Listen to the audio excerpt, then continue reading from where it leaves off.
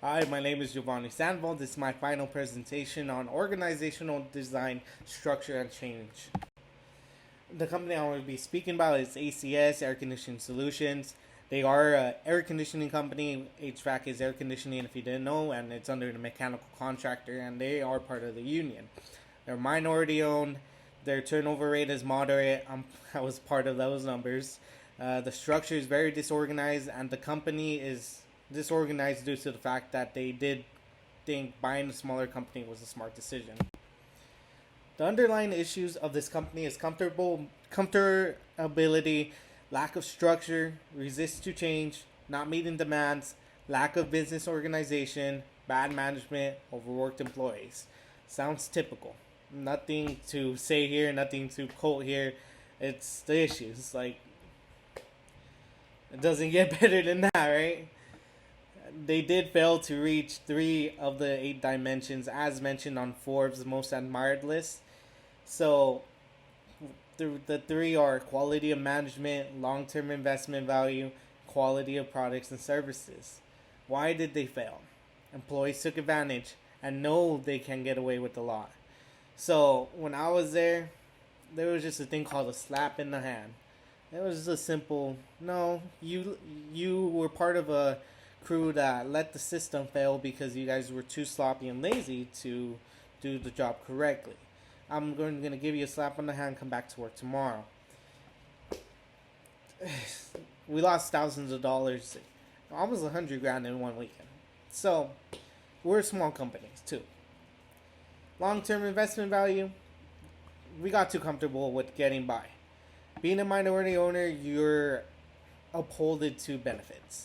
The government says you will receive a number of contracts every year from federal contracts and regular contracts, as companies that hire minority businesses actually do get certain tax write-offs, as I was told when I was doing inside sales with the company. And the quality of products and services, they can't meet with the demand or the promises of the customers with the overall service. There's so many times where an emergency happens at a building. We told the customer we won't be there till 3 hours, and on our service contract it says we will have the immediate response time for everyone. Didn't end up happening, and little do they know that can become a quick lawsuit for false advertisement and false prom. Don't know the exact term, but false promises of contracts. So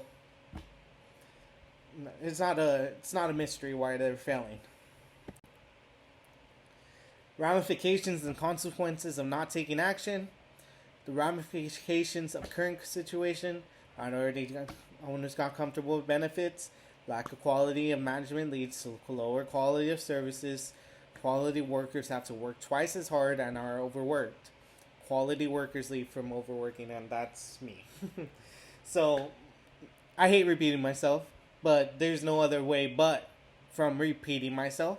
So I apologize, but it's business. This is it. And the consequences of not improving from those ramifications is shrinking clientele, reputation of company, and failure to maintain practical hiring practices. If you're a mess yourself, how do you want? If I'm a mess and I go to you for help and you're a mess as well, how do you expect to help me? I live by the quote: "You need to fix yourself before you fix others." So, back on the topic of minority owners, I'm not meaning to bash on them, but Zen Business does show in an article that minority owners have a better chance at getting government contracts and normal contracts. So, no wonder why they have just a small group of clientele they kept from 2002 from not increasing prices. Their reputation is from those customers they've had. So it just goes to show you that they're not willing to grow anymore and they're content with where they are. The reputation of the company is from our image and our text image. Well, not my image anymore, their image and their text. They don't show urgency anymore. They got too comfortable. In Carter's model, it's shows urgency is a key starter for everything. So if I don't care, why should you care? It spreads like a wildfire. And the managers are part of this situation too. They get walked on all over. So how will they maintain practical hiring practices? How? Answer that. Like, how can you do hiring practices correct if you let your own employees walk over you? Organizational analysis. These external and internal factors are key to how an organization grows.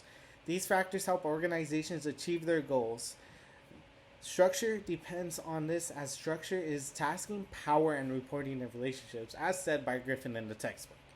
The external factors that affected this organization was longtime customers because of no price change, minority owner benefits favored comfort rather than growth, customers threatened to leave for incentives. Internal factors, managers in place have little to no qualifications, employees do not care and threaten to quit, and owners are not present in conflict with each other. And this leads to my next point. Conscious culture and management? Nah. Too friendly, being taken advantage of, indecisiveness, no chain of command. And there's no quotations needed for this. They're just too conscious. The owners wanted to be friendly to employees and customers, but in business, you cannot be conscious this much. You need to have a business personality where you have to put your foot down, put a strong front, and say no. No. You need to put no in your vocabulary. As me, project manager, no is a big part of my vocabulary. So, it's no wonder why they are failing. So, now I'm going to be talking about organizational culture, structure, and design. Loyalty to customers and employees inputs are priority, and that's the culture. The structure, division of labor. If 3 of their key guys leave, the company is done. Very few are specialized and many are just general. Span of control, there's no clear leader to enforce the control. Hierarchy, there is no established chain of command. A regular tech goes to the owners for advice. The leader goes to his tech for it. It's like, where's the chain of command in that? Formalization, rules and procedures change consistently, so there's no formalization, and centralization decisions are indecisive. Organizational design, too much change to gain control, culture for company is inconsistent. Griffin et al. Showed that these 3 things are interconnected and show one affects the other as shown above. He also states the organizational redesign is driven by external and internal factors. The organizational culture is affected by the redesign or design of the organization, as how you design it is how it will develop. Organizational structure is said to be the core, as if you fail this design, you begin to struggle with everything else. Crazy. Repetition. The plan for improvement from Cotter's model, urgency. Create a sense of urgency with profits and values. That's how I would start.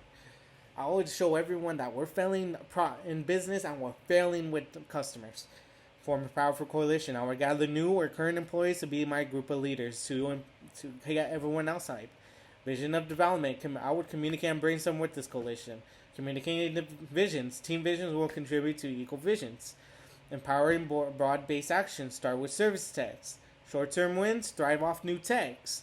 Grow on change. Revamping department and step into sales. I would step department from department. I wouldn't move until I develop a good department. Solidify change and culture. Instill the right values from the beginning. These are Cotter's 8 steps of change, as they show an effect matter of how to redesign the organization.